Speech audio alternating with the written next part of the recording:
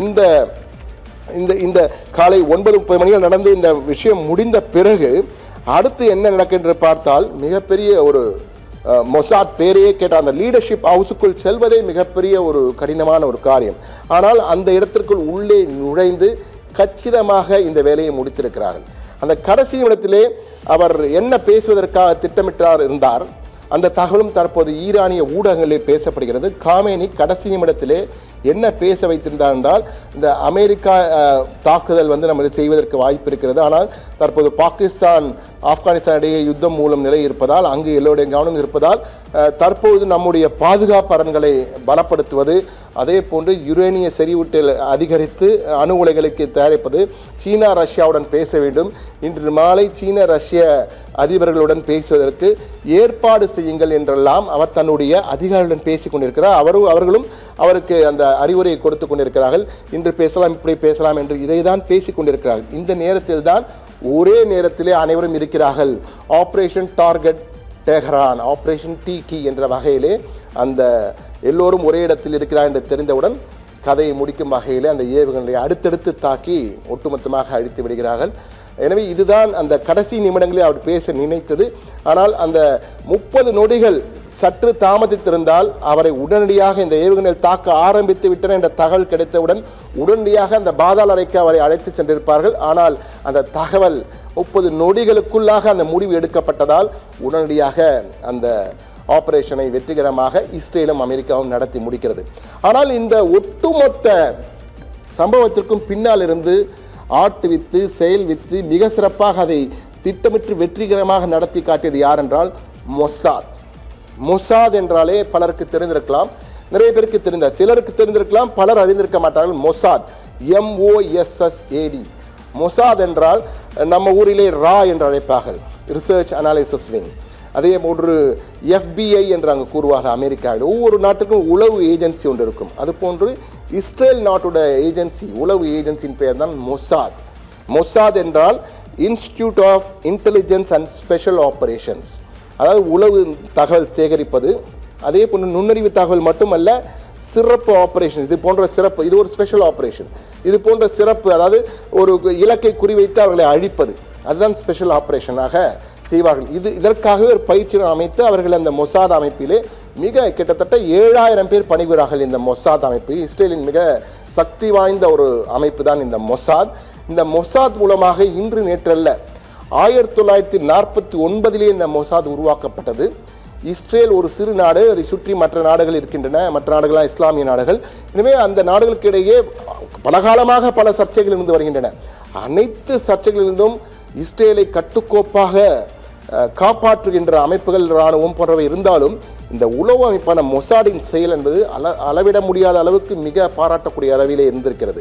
என்றால் பலமுறை இப்போது இஸ்ரேலை நோக்கி ஒருவர் குறிவைக்கிறார் என்றால் அவரை குறிவைத்து மொசாட் அமைப்பு செயல்பட்டு அவரை அழித்து விடுவார்கள். இது இன்டர்நெட்டில் 1949 ஆரம்பித்து இன்று வரை அயத்தொல்லா அலி காமேனி வரை தொடர்ந்திருக்கிறது. மிக தெளிவாக திட்டமிட்டு ஒருவர் செய்கிறார் என்றால் அவரை கூடயே இருப்பார்கள். அவர்களுடைய ஆபரேஷன் என்பதே ஒரு வித்தியாசமான பாணி. அவர்கள் தரப்பிலே பலர் இருப்பார்கள். ஆனால் இப்போ ஒரு இடத்தை குறிவைக்க, ஏ என்ற இடத்தை குறிவைக்கிறார் என்றால் அந்த ஏ இடத்திலே பணிபுரிகின்ற அவர்களுடன் அருகில் உள்ள பலரை, கருப்பாடுகளை எல்லாம் விலைக்கு வாங்குவார்கள். அது முதற்கட்டம். அதன் பின் அந்த இராணுவத்தில் யாரெல்லாம் இருக்கிறார்களோ அவர்களுடன் இருப்பார்கள். அவருடன் இவர்களும் சேர்ந்து பணிபுரிவார்கள், ஒன்றாகவே இருப்பார்கள். இவர்கள் ஈரானியர்களாக மாறிவிடுவார்கள். அப்படி ஒரு மிகப்பெரிய ஒரு உளவு அமைப்பு. அந்த உளவு அமைப்பு செயல்களால் பல முக்கிய தலைவர்கள் கொல்லப்பட்டிருக்கிறார்கள். பல நாடுகள் இஸ்ரேலுக்கு எதிராக செயல்பட்டார்கள். ஆனால் அங்கு FBI-யுடன் சேர்ந்தும் இவர்கள் பலமுறை செயல்பட்டிருக்கிறார்கள். மொசாதும் FBI-யும் இணைந்து பல ஆபரேஷன்ஸ்களை சர்வதேச அளவிலே செய்திருக்கிறார்கள். அதாவது கத்தியின்றி ரத்தமின்றி செய்வோம் என்பார்கள் அல்லவா, அது போன்று இந்த கத்தியின்றி ரத்தமின்றி சத்தமில்லாமல் செய்யக்கூடிய வேலையை இந்த உளவு அமைப்பான மொசாத் பல முறை செய்திருக்கிறது, பல நாடுகளில் செய்திருக்கிறது. குறிப்பாக வளைகுடா நாடுகள், மத்திய கிழக்கு நாடுகள், மேற்காசிய நாடுகள் மற்றும் ஐரோப்பாவில் சில நாடுகள் போன்ற இடங்கள்லாம் மிக தெளிவாக இவர்கள் அந்த ஆபரேஷனை செய்திருக்கிறார்கள். இதில் கூட நீங்கள் ஆபரேஷன் கடந்த ஜூன் மாதம் ஆபரேஷன் ரைசிங் லைன் என்ற பெயரிலே காமேனியை கொலை செய்வதற்காக தான் இந்த ஆபரேஷன் நடத்தப்பட்டது. ஆனால் அதில் தோல்வியடைந்தார்கள். அந்த தோல்வியிலே பாடம் கற்றுக்கொண்ட மொசாத் அமைப்பு இந்த முறை அமெரிக்க உளவுத்துறையான FBI-யுடன் சேர்ந்து அவர்கள் ஆபரேஷன் அவர்கள் அவர்கள்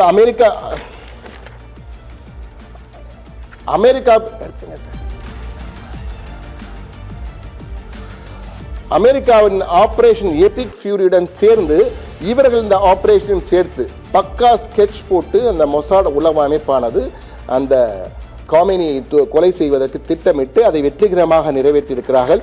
இந்த மொசாத் அமைப்பு என்பது ஒரு 7000 பேர், அதாவது மாறிக்கொண்டே இருப்பார்கள். தற்போதைக்கு அங்கு 7000 பேர் பணிபுரிகிறார்கள். அந்த 7000 பேரிலே ஒரு 100 பேரை தான் நம்மால் அடையாளம் சொல்ல முடியும். மற்றபடி நம்ம அருகிலே ஒருத்தர் இருப்பார், அவர் மொசாட் அமைப்புக்கு பணியாற்றி நமக்கு தெரியாது. அந்த அளவுக்கு மிக துல்லியமாக தெளிவாக பணியாற்றுகின்ற உளவு துறையினர் மொசாட் அமைப்பில் இருக்கிறார்கள். உலகின் மிக சிறந்த உளவு அமைப்புகள் என்றால் உடனடியாக மொசாட் என்ற பெயர் அனைத்து நாடுகளிலும் உச்சரிக்கப்படும். இந்தியாவையும் சேர்த்து சொல்கிறேன். இந்தியாவுடைய ராவுடன் மொசாட் இணைந்தும் பல ஆபரேஷன்களை செய்திருக்கிறது என்றும் கூறுவார்கள். ஆனால் இவை அனைத்துமே கிளாசிஃபைடு இன்ஃபர்மேஷன், அதாவது வெளியே சொல்ல முடியாத தகவல்கள் என்று கூறுவார். கிளாசிஃபைட் என்றால் தற்போது நாம் சொன்னால் கூட நம் மீது வழக்கு பதிவு செய்வார்கள். அதற்கு அவர்களுக்கு அதிகாரம் இருக்கின்றது. என்றால் இதெல்லாம் மறைக்கப்பட வேண்டிய வெளியே சொல்ல முடியாத விடயங்களாக கருதப்படும். அதனால் கிளாசிஃபைடு இன்ஃபர்மேஷன் என்று கூறுவார்கள். ஆங்கில திரைப்படங்கள் பார்க்கும்போது சொல்ல கிளாசிஃபைடு இன்ஃபர்மேஷன் அது போன்றுதான் இவை. எனவே இந்த மொசாத் அமைப்பின் மூலமாகத்தான் இந்த படுகொலை, காமெனியின் கொலை திட்டமிட்டு நிறைவேற்றப்பட்டிருக்கிறது. ஏற்கனவே நான் சொன்னது போல நிச்சயமாக காமெனி அங்கு இருப்பார் என்று தெரிந்திருக்கும், ஏவுகணையை தாக்கியிருப்பார். ஆனால் அவருடைய ஏவுகணைகளுக்கும் அவர்களுக்கும் தெரிந்திருக்கும், ஈரான் உளவு அமைப்பும் கண்டுபிடித்திருவார் ஏவுகணை தாக்கப் போகிறார் என்று படுஜாக்கிரதையாக அவளை காப்பாற்றியிருப்பார்கள். ஆனால் அந்த 30 வெயிட் பண்ணி அந்த 30 நொடிகளில் முடிவெடுக்கும் வகையில் அவர்களுக்கு செய்தி அனுப்பி உடனடியாக அந்த காமெனியை கொலை செய்வதற்கு உரிய ஆயுதங்களை அனுப்புகிறார்கள். ஏவுகணைகள் பறந்து வந்து தாக்கி முற்றிலுமாக அழித்து விடுகின்றன. அது மட்டுமல்ல, ஒரு பக்கத்திலே காமெனி திட்டமிட்டு கொலை செய்யப்படுகிறார், அந்த அழிக்கப்படுகிறார். மற்றொரு பக்கத்திலே டெலகிராம் போன்ற சமூக வலைதளங்களிலே மொசாத் அமைப்பின் மூலமாகவே ஈரான் மக்களே புரட்சி செய்யுங்கள், அரசை கைப்பற்றுங்கள், உங்களுக்கு ஆதரவாக நாங்கள் இருக்கிறோம் என்ற செய்திகள் பரப்பப்படுகின்றன.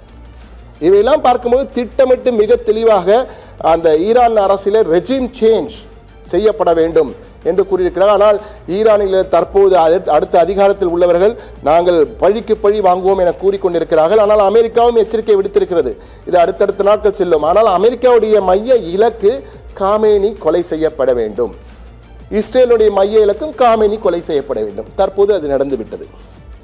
தற்பொழுது மிக தெளிவாக இவர்கள் ஈரான் மட்டும்தான் பெரிய அச்சுறுத்தலாக இஸ்ரேலுக்கு இருந்தார்கள். வளைகுடா நாடுகளிலே அமெரிக்க ஆளுமைக்கு இல்லாத நாடுகள் என்று பார்த்தால், நட்பு ஆளுமையில் இல்லாத நாடுகள் என்று பார்த்தால் ஈரான் மட்டும்தான். தற்போது அவர்களும் பணிந்து விட்டார்கள்.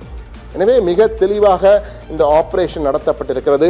ஆபரேஷன் எபிக் ஃபியூரியில் அமெரிக்கா வெற்றி, ஆபரேஷன் ரோரிங் லைனிலே இஸ்ரேல் வெற்றி.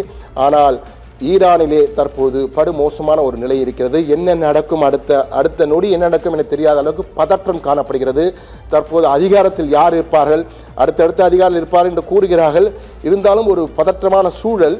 மீண்டும் உள்ளே அமெரிக்கா வந்து என்ன செய்யப்படும், புதிய ஆட்சியாளர்களை கொண்டு வருவார்களா, பஹ்லவி என்ற பழைய இளவரசர் இருக்கிற அவரை மீண்டும் ஆட்சியில் அமர்த்துவார்களா என்று பல கேள்விகள் வந்திருக்கின்றன. இனிமேல் அடுத்து என்ன நடக்கும் தெரியாது. ஆனால் மொசாத் அமைப்பு என்பது சாதாரண அமைப்பல்ல. பக்கா ஸ்கெட்ச் போட்டு 30 நொடிகளில் முடிவு செய்து இங்குதான் காமெனி இருக்கிறார், குடும்பத்துடன் இருக்கிறார், அவருடைய முக்கிய அதிகாரி உள்ளே இருக்கிறார் என்று தெரிந்து அனைவரையும் 3-4 ஏவுகணைகளிலே முடித்து விடுகிறார்கள். மிக தெளிவாக அந்த லீடர்ஷிப் ஹவுஸை நெருங்க முடியாத அளவுக்கு இருந்த காமெனியை மிக தெளிவாக திட்டமிட்டு கொலை செய்திருக்கிறார்கள். என்றால் எந்த அளவுக்கு அந்த மொசாத் அமைப்பு, அந்த மொசாட் என்றாலே கோட்டையை அதிரும் என்பார்கள். காமெனியின் கோட்டை என்பது இரும்பு கோட்டை, எஃகு கோட்டை என்பார்கள். காற்று கூட போக முடியாத அளவுக்கு அந்த பாதாள அறைகள் இருக்கின்றன. கடந்த முறையே இதை முயற்சி செய்தார்கள், அப்பொழுது முடியவில்லை, அப்பொழுது மொசாத் தோற்றது. மிக தெளிவாக இந்த செய்திக்கு இந்த தகவல் வருகிறது. அடுத்த 2-3 நொடிகளுக்குள்ளாக அவருடைய பாதுகாவலர்கள் அவரை காமெனியை படுஜாக்கிரதையாக அந்த பாதாள அறைக்குள் கொண்டு சென்று எங்கிருக்க என்று தெரியாமல் எல்லா அவருடைய தொடர்புகள் அனைத்தையும் கட் செய்து விடுகிறார். ஆனால் இந்த முறை அவர்கள் அதாவது சுதாரிப்பதற்கு முன்பே அந்த 30 நொடிகளுக்குள் முடிவு செய்து முடித்து விடுங்கள் என்கிறார்கள். ஏவுகணைகள் பறக்கின்றன. சரியான துல்லியமாக இலக்கை நோக்கி ஏவுகணை வீசி கதையை முடிக்கிறார்கள். எனவே இந்த மொசாத் அமைப்பினுடைய மிக தெளிவான பக்கா ஸ்கெட்ச் என்பார்களே, அந்த ஸ்கெட்ச் போட்டு தூக்கி இருக்கிறார் என்றுதான் கூற வேண்டும். எனவே தற்போது அந்த கடைசி நிமிடங்களில் கூட தன்னுடைய நாட்டை காப்பாற்றுவதற்கு என்ன செய்ய வேண்டும், ரஷ்யாவுடன் சீனாவுடனும் பேச வேண்டும், அதாவது பாதுகாப்பு அரண்களை தீவிரப்படுத்துங்கள், ஏவுகணை உற்பத்தியை அதிகப்படுத்துங்கள், நம்மை பாதுகாக்க வேண்டும் என்ற வகையிலே தன்னுடைய சகாக்களுடன் அவர் பேசிக் கொண்டிருந்ததான் கூறப்படுகிறது. அந்த நிலையில் அவர் தற்போது படுகொலை செய்யப்பட்டிருக்கிறார். இருந்தாலும் இந்த படுகொலையுடன் ஈரானுடைய சகாப்தம் முடிந்தால், ஈராக் போன்று சதாம் ஹுசேன் முடிந்தது ஈராக் முடிந்தது, அதுபோன்று தற்போது வெனிசுலாவின் நிலைமை நமக்கு தெரியும், மார்க்கோஸ் முடிந்து விட்டது. எனவே தற்போது இந்த ஈரானினுடைய நிலையும் மாறி வருமா, என்ன நடக்கும் என்பது அடுத்தடுத்த தினங்கள் தெரிய வரும்.